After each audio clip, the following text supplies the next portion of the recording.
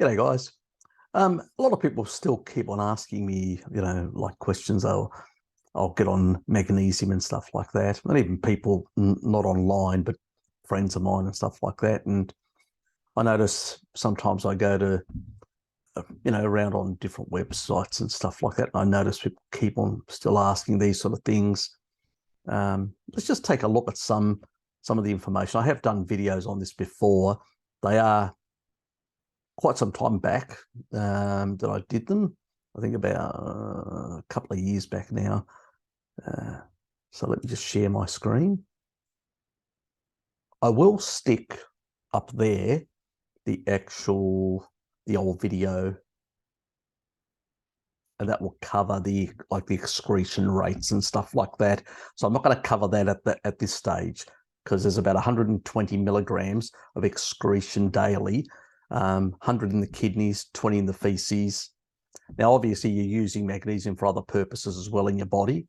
So, but because of taurine, and these were tests that they did with a lot of magnesium. So they gave people a lot of magnesium and they saw that the excretion rate, the amount being excreted out, was 120 odd and all that. Now, I think it was about 300 odd, which means that even if we say 150 odd that's taken up by the body, that's the average body. It doesn't necessarily mean that always that's the amount. And these were people on a mixed diet, like a carbohydrate diet. And we know for carbohydrate metabolism, you do need more magnesium. Simple as that. That's well established. So I'm not going to cover that. Other people have covered it. So we'll leave it at that. This is the normal, sort of stuff you get from the NIH about the requirements and all that. 400 to 300 for women, more or less. And the food sources, obviously, they're just promoting the wrong sort of food sources here.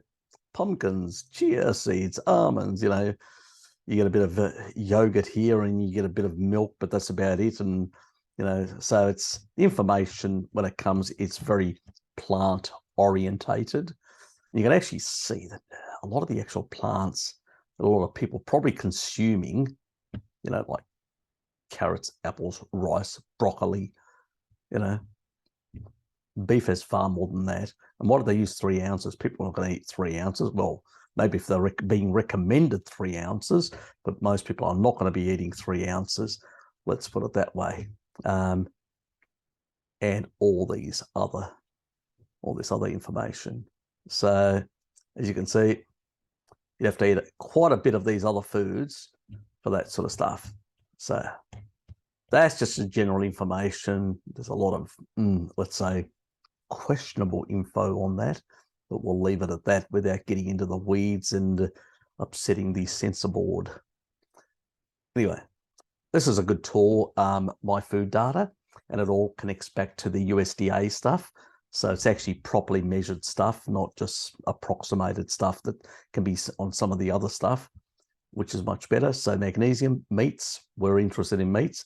I'm using not household or kilocalories, because we know that is a form of heat measurement, and it doesn't really tell us much more than that.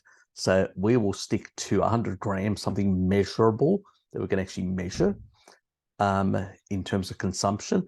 I'm not going to look at the branded or the standard stuff, just the common stuff, which is food, actual real food. All these other things are branded and different standard brands and specific brands and stuff like that. I'll just give you a bit of a look what we're talking about. So, actual product is what we're talking about, processed product. If I turn that off. And most of these tend to be fortified. Not a good idea, in my personal opinion. But anyway, we'll leave it at that. Let's go to the common stuff, actual real stuff. And 100 grams for those on the non-metric system. Yes, we know some of those that find it difficult to transition to metric system. So there are a few countries, the US being one of the biggest.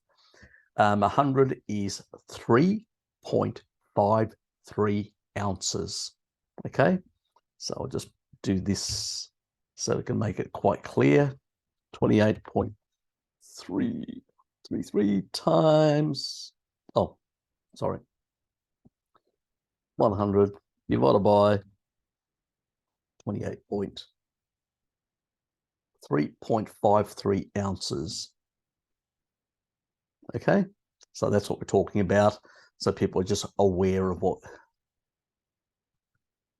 in that regard. So if we look at meats, obviously turkey has far more than many of the other meats, about 8% of what they recommend.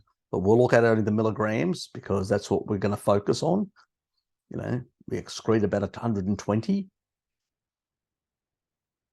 And so all these foods, bacon, 31, 32. So there's not much difference between pork and chickens, emus, all these other, roasted turkey, pork tenderloin, at 29, chicken breast, 29, lamb, 29, you know, chicken breast, 28, pork loin, 28, beef broiled, so beef round full cut, super lean only, whatever, 28. So buffalo, sirloin, 27, ribeye steak, 27, pan-fried bacon, 27, roasted boar. So ostrich skirt steak, 26, 26, lamb shank. So if we go to the sort of general, that I'm just deliberately doing this lean roasted ham, goose. So when you go into the other certain cuts, lamb, sirloins and stuff like that, most of the others, they're going to be anywhere between ground lamb and ground beef has slightly less, 24. So I'm going to go to the sort of 24 milligrams. Now, obviously, if you're eating other types of meats, because these are sort of cheaper cuts of meat, ground beef patties and stuff like that. So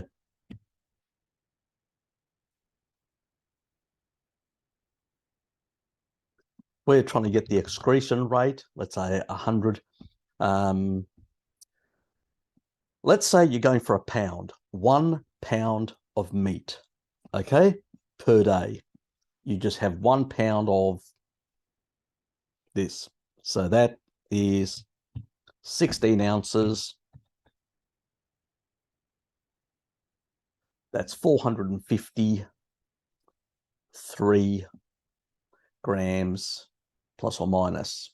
So I divide that by 100, times that by 24. I'm getting about 109. I'm very close to that magic number. So most things will get to that number more or less. So if we were to go for one of the other meats, it was about 26. So divide that by 24. Actually, like a steak and stuff like that, 26. You're practically at 120, the exact excretion rate that you will have. And that's just from one steak. Most people eat far more than that anyway. So that's just from one steak, you'll get that amount. So you nearly get the excretion rate, 120. Remember, we use far less, and the RDIs are based on people on a standard diet. So let's go to eggs and dairy products.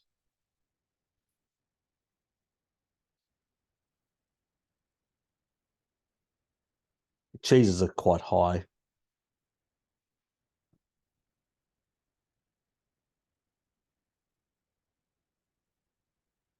Obviously, if you go for powdered whey, it's pretty high as well. You know, things like that.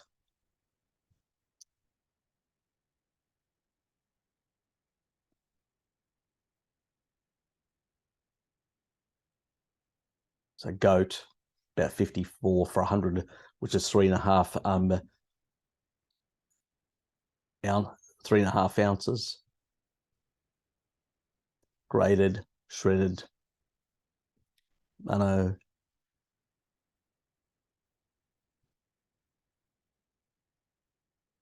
mozzarella and all that, you're going to get about.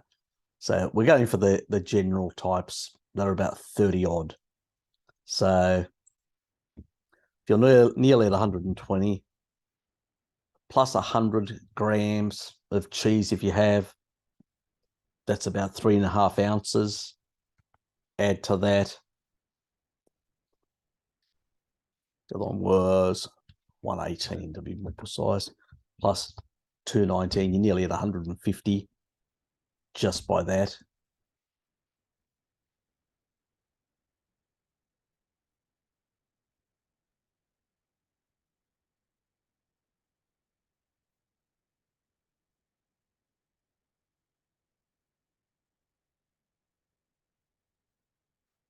If you have some yogurt,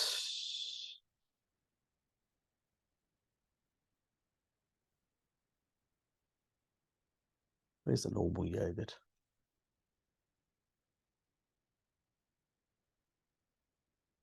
I will just use this for now.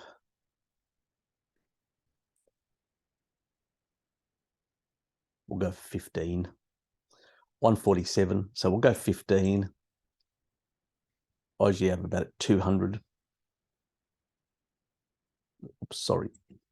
2 times 2 plus 147. I'm up at 177, my yogurt for the day.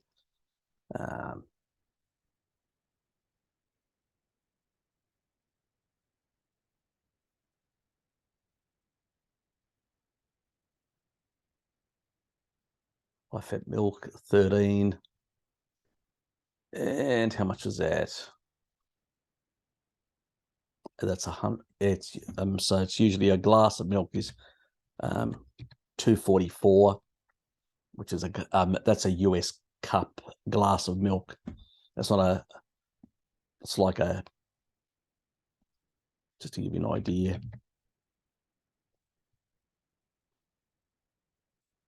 8.6 ounces. Okay, so times 13 plus that was what was it, 177, nearly at 200. That's just a glass of milk that I always have in the evening. Cheese, I usually have more than that, but cheese, not even getting into the eggs yet. So egg raw, that's just one egg. Poached.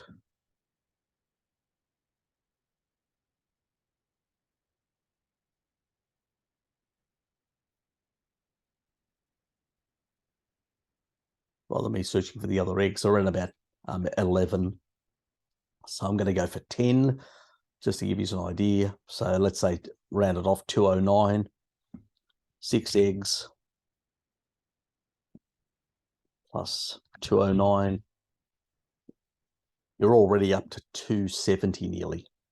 And that's a glass of milk, bit of cheese, a steak, and, and if somebody, I mean, some people out there are consuming far more. And that's for an average person like me. Somebody like Sean Baker is probably consuming far more. Many others are consuming far more than I usually consume in that regard. So for me, it's a bit of cheese, glass of milk, one steak, a couple of, usually 4 to 6 eggs a day. I'm round about double the excretion rate. So it's completely and utterly irrelevant. So you get more than enough. Because the excretion rate every day is 120 milligrams. And the video will be up there, the old video, if people haven't seen it. So it's pretty much a non-issue, completely non-issue. People do not need to supplement magnesium. All they need to do is get enough taurine from the meat or from supplements, and regulate and stop drinking too much water. and they'll upregulate their antidiuretic hormones, and they'll regulate their fluids and electrolytes on a standard carnivore diet.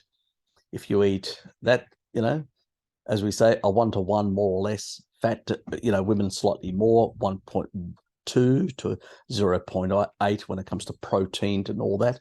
You need fat, guys. You still need fat. Very important, but you need to sort of a 1-to-1 ratio is the way I sort of recommend. And that's how I get my extra. I usually get it from some butter, I get it from some cream in my coffee. I get it from those sort of sources, and that's how I sort of balance my levels to get them, because unfortunately most meats you struggle to, they tend to be lean. I have got patties now recently that are 30% fat. So I found somebody at the farmer's market that will actually prepare me patties for that purpose, which was nice. So I do try and access, so I can actually maintain that 1-to-1.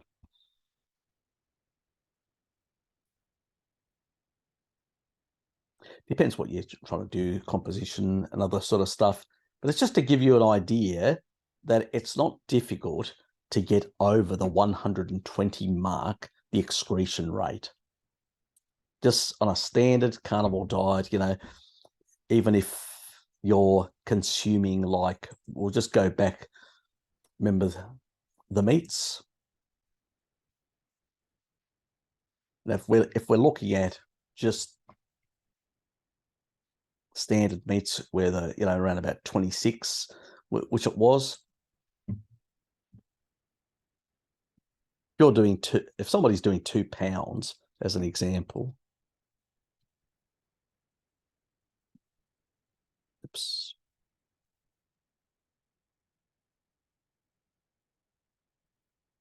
which some are in this community, per day,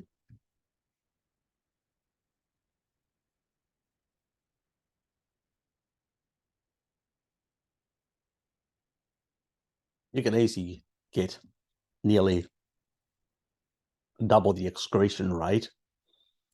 So nearly double the excretion rate without having to eat anything else. So if you just had one big damn steak, you'd get nearly double the excretion rate, what you excrete through your feces and urine every day.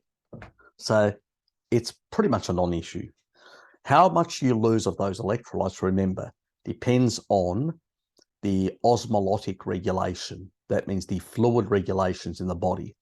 How much exogenous water you consume and flush out electrolytes, and how much,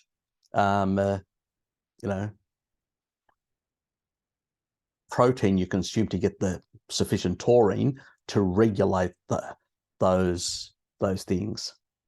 Most people on other diets, they lose far more. And the reason they lose far more and they can't recycle at the kidney level is because they have much lower levels of taurine. You also need the precursors, those amino acid precursors like methionine and cysteine.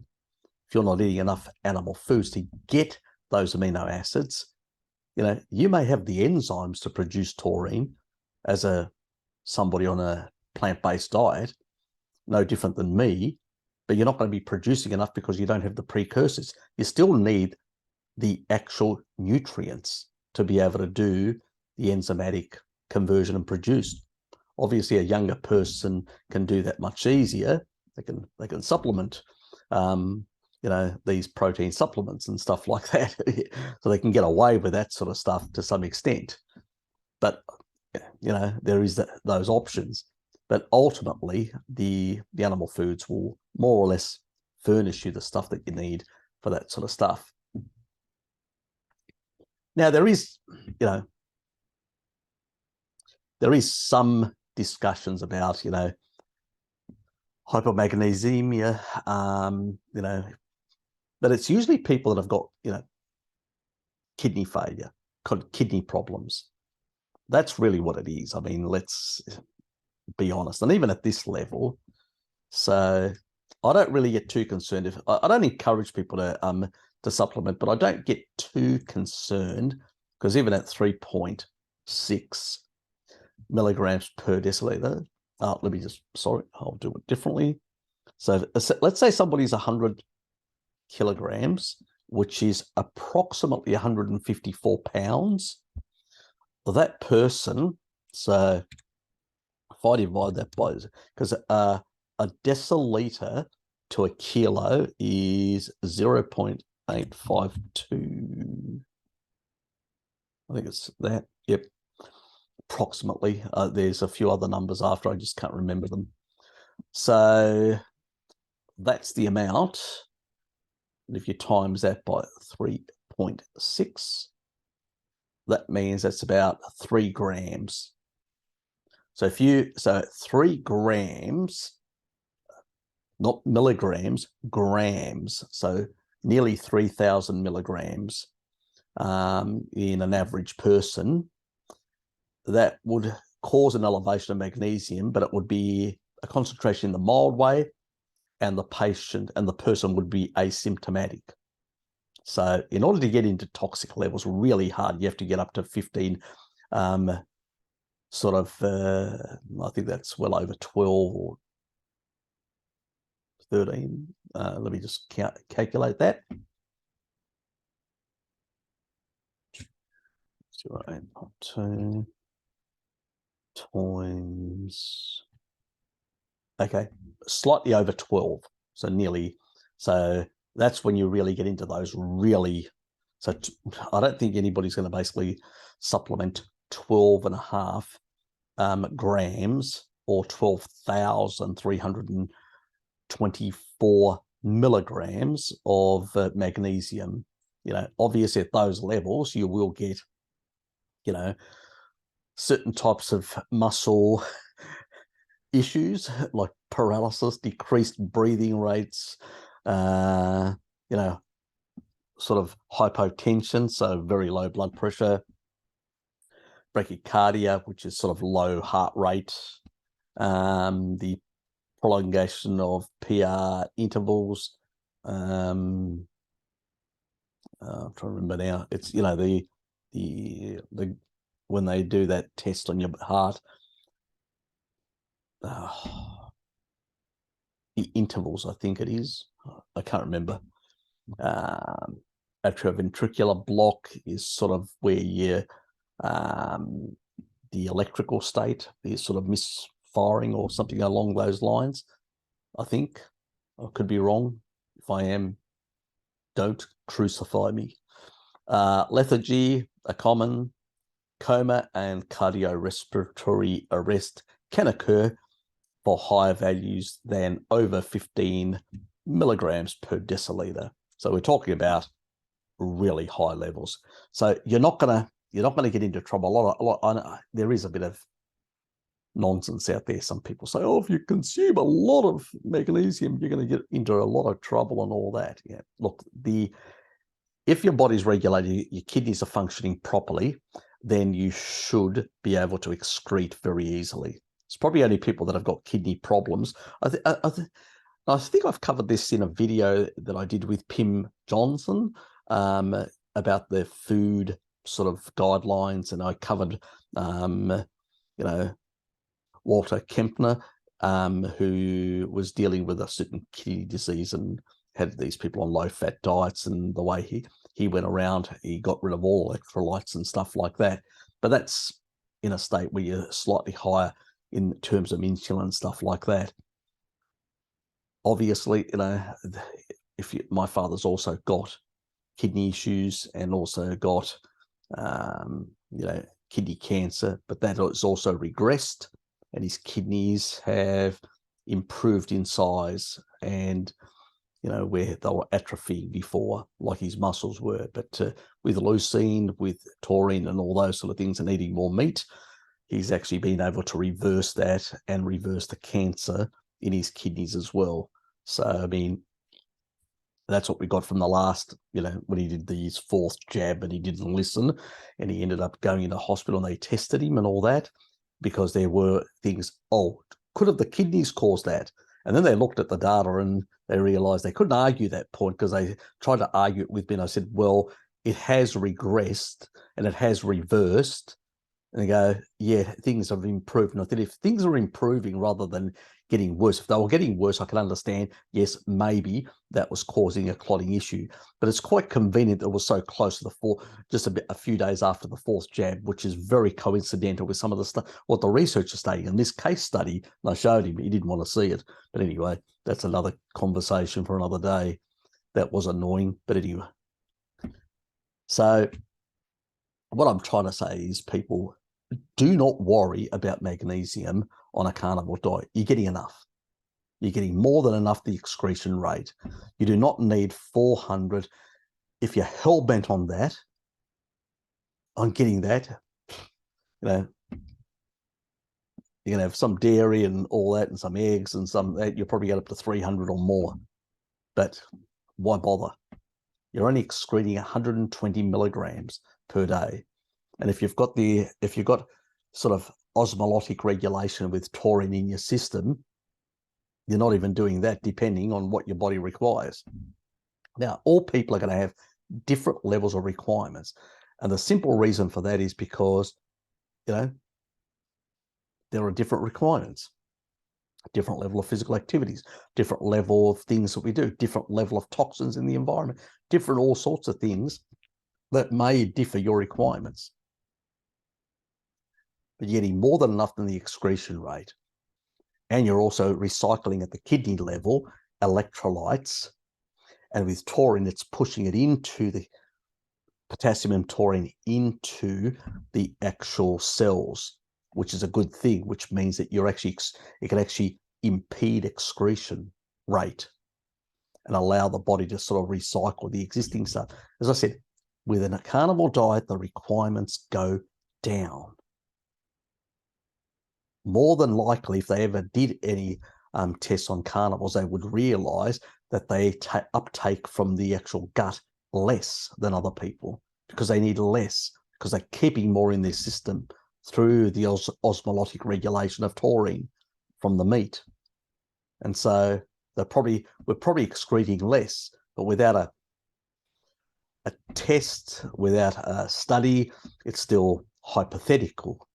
But where do I base this from? I'll tell you where I base it from, because I look at certain research that actually shows that certain populations, and also even, have different rates.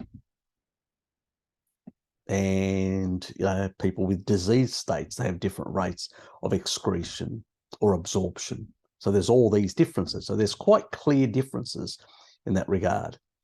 I just wish there was more research. Most of the research is on sick people that have got diabetes or kidney problems or stuff like that, which makes it really difficult to extrapolate for healthy living people, So anyway, hope you like that. It's just to cover some points that you don't really have to worry on a carnivore diet. You don't need to supplement. Most people that tend to overdrink water and then they cut that behavior. Obviously, if you're still fat adapting and you can't access own metabolic water from your own fat stores, then that can be a bit of a problem. There's two ways of solving that. One is either eating more fat until your body becomes fat adapted and is able to use that exogenous fat that you're bringing in and all that. If you're concerned you're eating too much, some people have that concern. I don't know why, but anyway. Then the other option is, if you're going to drink a bit of water, make sure you're getting a bit more taurine to basically regulate that. At the end of the day, we don't need a lot of taurine, but 2 grams or whatever will do the trick per day for most people.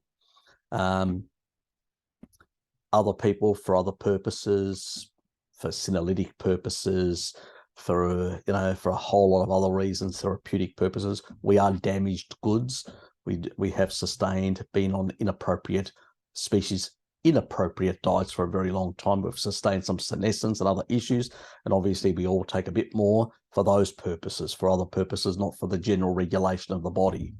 But for somebody that's young, doesn't have a lot of senescence, doesn't have a lot of, you're probably getting more than enough from the animal foods themselves. If you're eating quite a bit of protein, you will be producing enough taurine in that regard. But if you've got damage and all that, obviously you may need to supplement because you may not be getting enough from the food. We're trying to correct something that we did to ourselves. And also oxalate dumping can be an issue that can deplete sulfur amino acids as well. So there's all those sort of little things just to keep in mind. But the key take-home message is, do not worry about whether you're getting enough magnesium. Most people, when they up their salt slightly, or they reduce their water intake, or they increase slightly their taurine, things just go back to normal. They don't have these muscle cramps. It's usually the taurine that does it, but anyway, that just means eat more protein. But don't neglect the fat. It's a 1-to-1 or a 1.2 to 0.8 for women. But if you're getting enough food and you're not starving yourself deliberately, some people do, then your body should work right, and you should be getting enough magnesium from the diet beyond the excretion rate. So anyway, that's it. See yous.